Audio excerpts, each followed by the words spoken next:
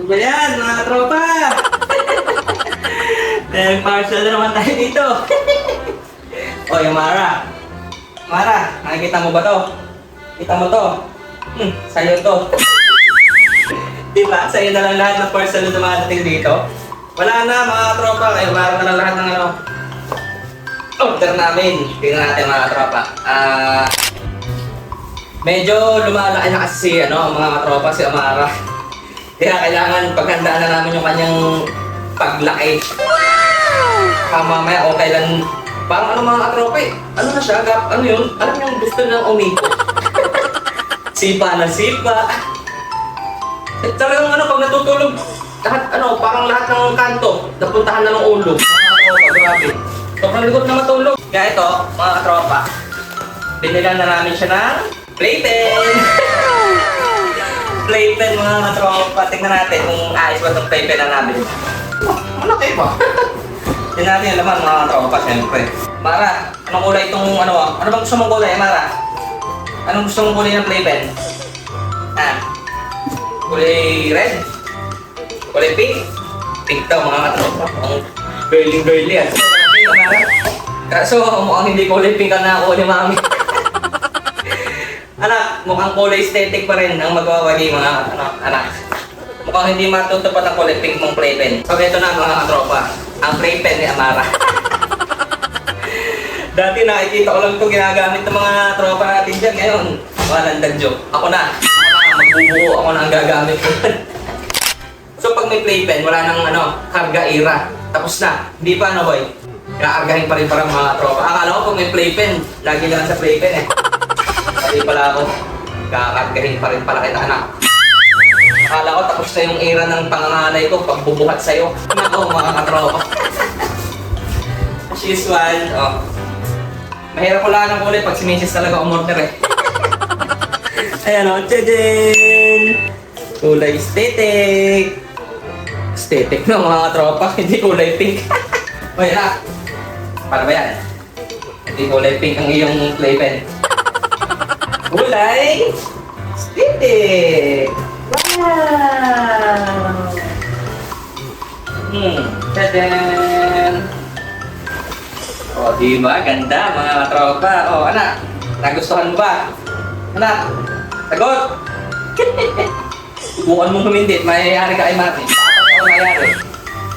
So, ayun nga mga tropa, mukhang mapapalawan tayo ng pagbubuo sa playpen na itong batang to. Bait naman ako. Tirin, nanonood lang. Watcher ko ito, mga tropa ba? Kahit kung ganyan-ganyan yan. So, yung bubuin ko muna mga tropa, tapos balikan ko kayo kung ano yung tsura niya, okay?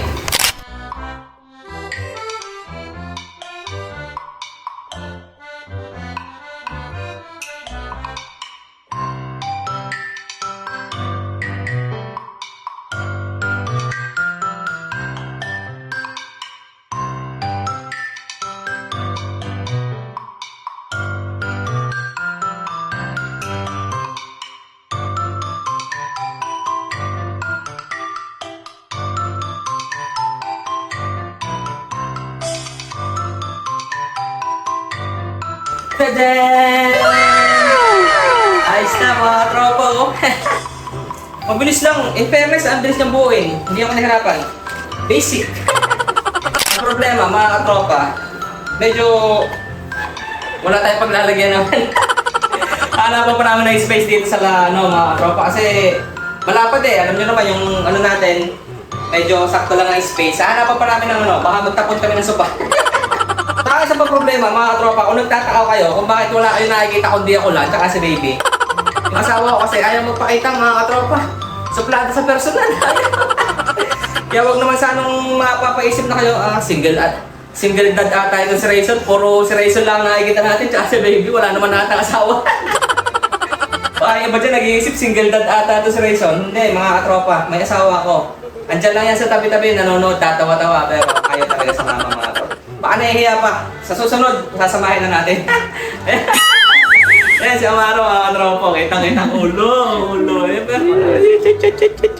Hi! Hi, vlog.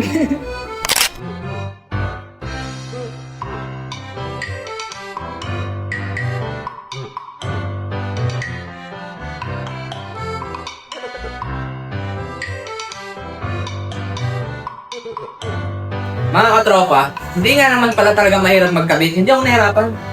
Ano, mas nahirapan ako sa ko ilalagay kung paano ko i-set up tong hayop dito. Paikot-ikot din so pa namin talagang mukhang sa bubong ito mapapalagay, mga katropa. Sino mo naman mga katropa? Kakalipat-lipat na sopa, na-discover yung mga kalat sa ilalim. Makakapagulis pa na wala sa oras ang bote. Tadaan! Bago naman magkaigin mga katropa, walang dungeon. Nakakitaan din ang maganda paglalagyan. Ako, muntik talagang mapalagay sa bubong are. Wala, stick na yan mga katropa. Tana mo, kakaikot-ikot namin, may nakakalimutan ko. Wala na pagsasangatan to. O, ayan na, mga katropa. Napashoot din. Napanatili ang kalinisan ng bahay. Napaayos pa rin kahit papaano mga katropa. Subalit, nakailang ikot ang sopa bago naman makuha ang pwestong are. So, ayun nga mga katropa, ano? Ayos na mga katropa!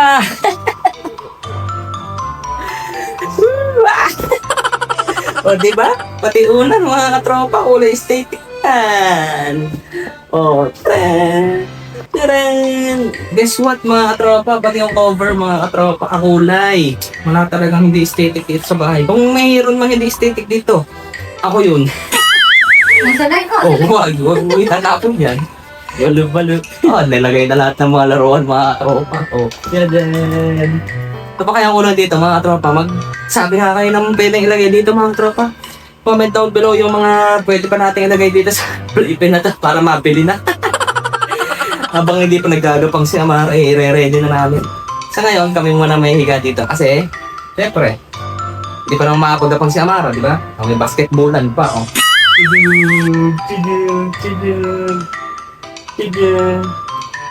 Mukhang pwede kami mag-basketball ng asawa ko dito mga katropa. Yeah, boy. Grabe na talaga mga katropa. Dahil lang sa playpen na to, ang dami na wala ng pwesto. Pati yung center table namin mga katropa. Paano na rin, saan na naman kaya lalagay? Napakalaki pa naman. Sa bagay mga katropa.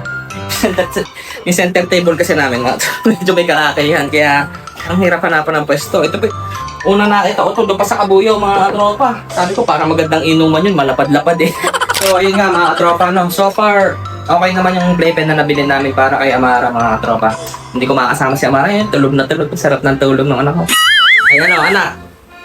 Kamusta naman yung bag mong playpen? Nagustuhan mo ba? Ha, regalo yan sa'yo ni Mami. Nagustuhan mo? Masaya ka naman. Masaya ka naman sa bago mong playpen. Ayan, magpapakabait ka ha. Ito nang iyong magiging laruan. Hanggang lumaki ka, anak. Hanggang 18 years old mo na to. Hanggang debo mo na. Dito ka na ha, anak. Agad di ka nagdedebo, di natin didispatcha ito ha, anak. Kaya ingatan mo hanggang 18 years old to.